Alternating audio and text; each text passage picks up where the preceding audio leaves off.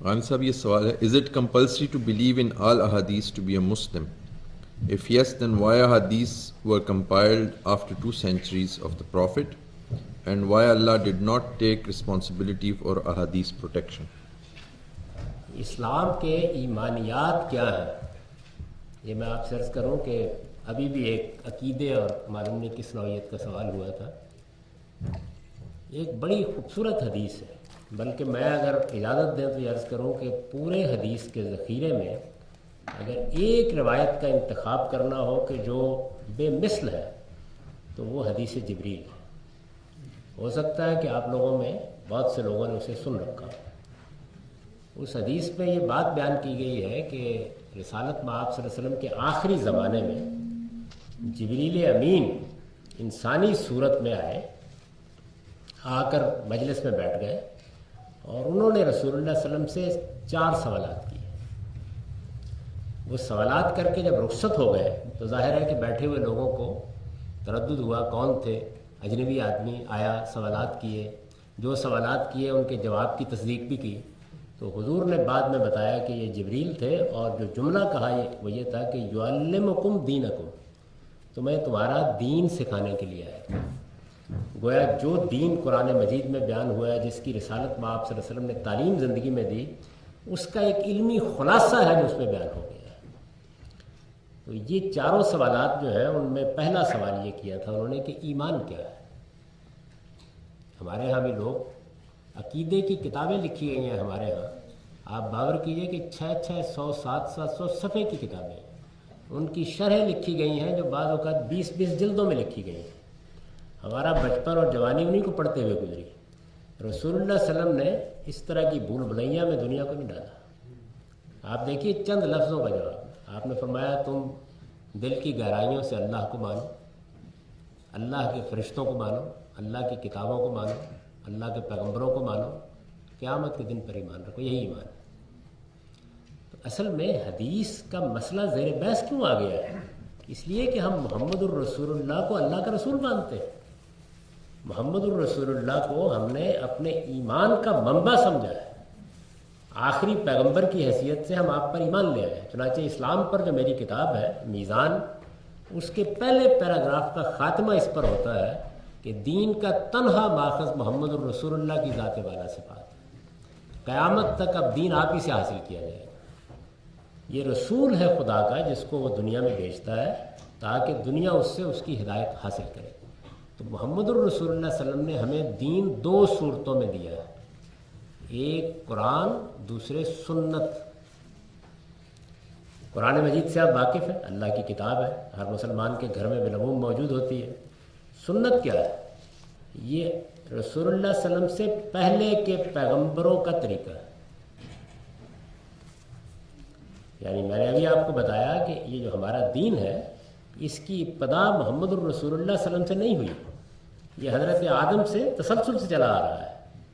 سارے پیغمبر اسی طرح نماز پڑھتے تھے جس طرح ہم پڑھتے ہیں, اسی طریقے سے روزے رکھتے تھے. آپ دیکھیے قرآن مجید میں جو روزوں کی آیت ہے وہ شروع یہاں سے ہوتی ہے کہ یا ایھا الذین آمنوا کتب علیکم الصیام کما کتب علی الذین من قبلکم. ایمان والو تم پر بالکل اسی طرح روزے فرض کیے گئے جس طرح تم سے پہلوں پر فرض کیے گئے. حج و عمرہ سیدنا ابراہیم علیہ السلام کے زمانے سے اسی طرح کیا جا رہا ہے, یہی مناسک ہے. خود رسالت میں آپ صلی اللہ علیہ وسلم نے بعثت سے پہلے یعنی نبوت کے منصب پر فائز کیے جانے سے پہلے اسی طرح حج کیا ہے جیسے ہم حج کرتے ہیں. تو یہ سنت ہے, یعنی انبیاء کا طریقہ. حضور کو قرآن میں حکم دیا گیا فَبِهُدَاهُمْ اقْتَدِیٰ, یہ پیغمبروں کے اس طریقے کی آپ کو بھی پیروی کرنی ہے. تو رسالت میں آپ صلی اللہ علیہ وسلم نے وہ جو پہلے سے ٹریڈیشن دین کی چلی آ رہی تھی اس میں جہاں خرابی تھی اس کی اصلاح کر دی. ظاہر ہے کہ انسان غلطیاں بھی کرتے ہیں. جہاں کہیں وہ ٹریڈیشن مردہ ہو گئی تھی اس کو زندہ کر دیا, اور اللہ کے حکم سے اگر اس میں کوئی اضافہ کرنا تھا تو وہ کر کے اس کو آگے جاری کر دیا. چنانچہ ہمارے ہاں پھر اس کو سنت رسول کہا جاتا ہے. یعنی اصل حقیقت کے لحاظ سے وہ تمام پیغمبروں کا طریقہ ہے جس کو رسول اللہ صلی اللہ علیہ وسلم نے اپنی سینکشن سے پھر آگے جاری کر دیا ہے. تو یہ 2 چیزیں جو ہیں ان میں ہمارا پورا دین ہے. قرآن کیسے ملا ہے ہم کو؟ اجماع اور تواتر سے.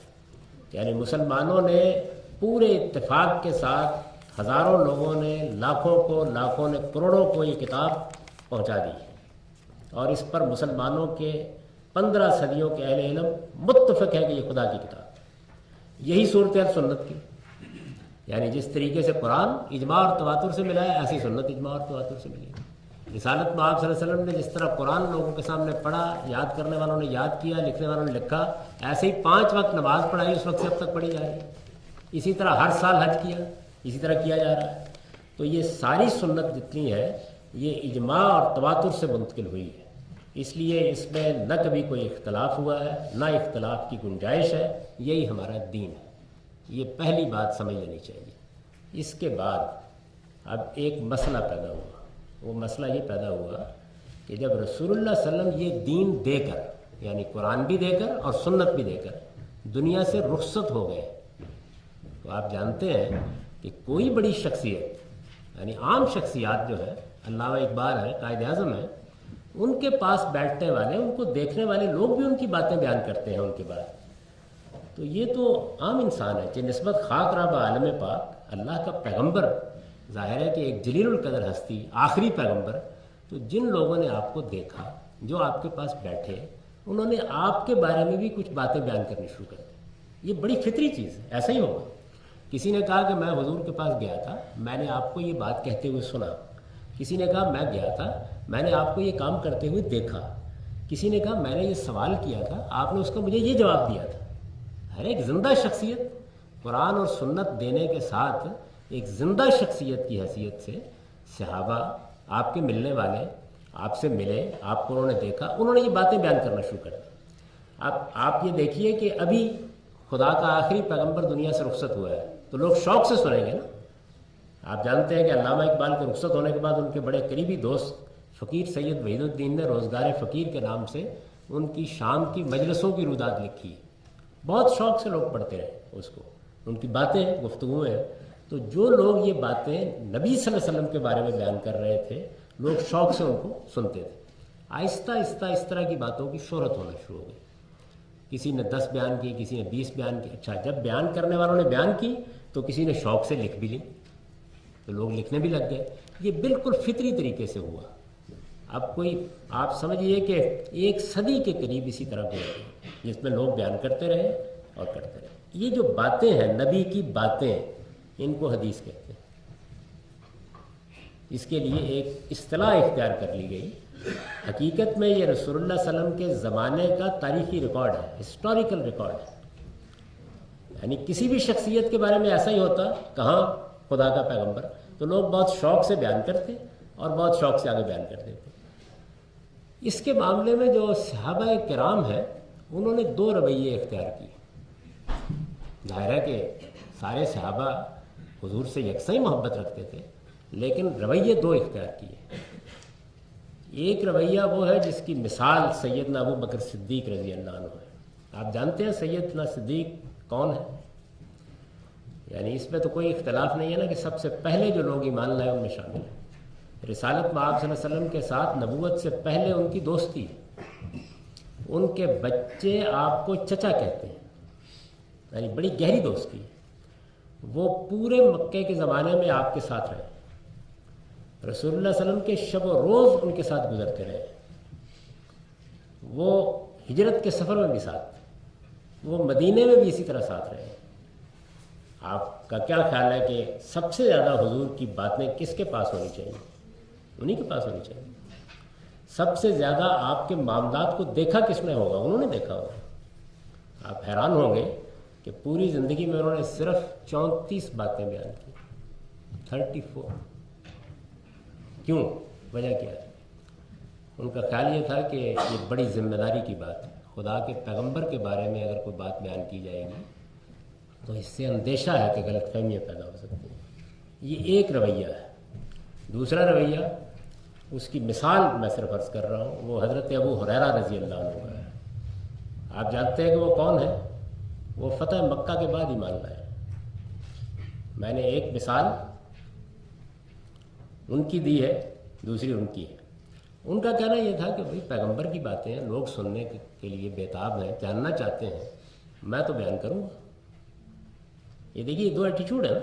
اور یہ فطری ہے، یعنی ایک احتیاط کا ہے اور وہ اس حد تک احتیاط میں چلے گئے۔ وہ 34 باتیں بھی اگر آپ مسند احمد بن حنبل میں نکال لیں، ان کی مسند سب سے پہلی مسند ہے، تو وہ بھی انہوں نے مجبوری میں بیان کی ہے۔ کسی وقت کوئی مسئلہ پیدا ہو گیا ہے تو انہوں نے بتایا کہ نہیں یہ چیز ایسے تھی، میں اس کی مثالیں دے کے آپ کو بتاؤں گا کہ کیسے بیان کیے ہیں انہوں نے۔ تو حضرت ابو ہریرہ وہ 34 ہے اور یہ ہزاروں ہے۔ تو میں نے یہ مثال آپ کو دی کہ اس طرح یہ بیان ہونا شروع ہو گیا۔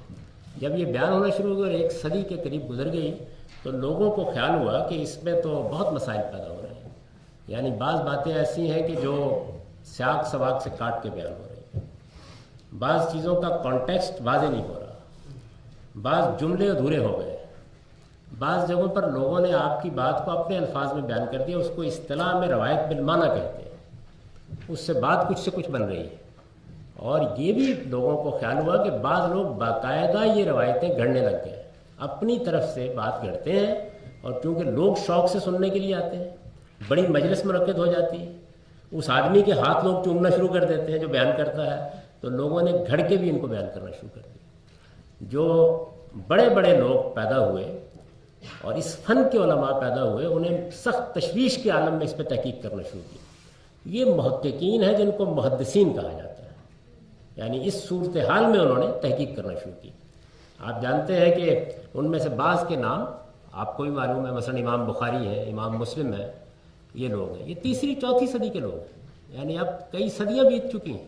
انہوں نے تحقیق کرنا شروع کی اور تحقیق کرنے کے لیے کچھ معیارات بنائے کہ جو لوگ بات بیان کر رہے ہیں ان کے بارے میں کیا معیارات ہوں گے، جو ٹیکسٹ بیان کیا جا رہا ہے اس کے بارے میں کیا معیارات ہوں گے۔ تو علمی اور تحقیقی کام کر کے جیسے ہسٹوریکل ریکارڈ کو دیکھا جاتا ہے، بڑی محنت، غیر معمولی محنت، بہت بڑا فن ہے یہ، انہوں نے ہمارے لیے کچھ منتخب کتابیں مرتب کر دی۔ تو یہ رسالت مآب صلی اللہ علیہ وسلم کے زمانے کا ہسٹوریکل ریکارڈ ہے۔ اس میں ہمارے پیغمبر کی باتیں بھی بیان ہوتی ہیں، آپ کے معمولات بھی بیان ہوتے ہیں، آپ کی سیرت بھی بیان ہوتی ہے۔ ہر مسلمان کی یہ خواہش ہوگی کہ وہ اس تاریخی ریکارڈ کو پڑھے، اس کے ذریعے سے آپ کو جانے۔ یہ بڑی قیمتی دولت ہے ہمارے لیے، لیکن نہ اس سے دین میں ایک تنکے کا اضافہ ہوتا ہے نہ کمی ہوتی ہے۔ دین پورا کا پورا قرآن و سنت میں موجود ہے۔ اس کا لحاظ کر کے میں بھی حدیث پڑھتا ہوں، آپ بھی پڑھیے۔ اگر آپ اس اصول کا کو نظر انداز کر کے پڑھیں گے تو پورے دین کو خطرے میں ڈال دیں۔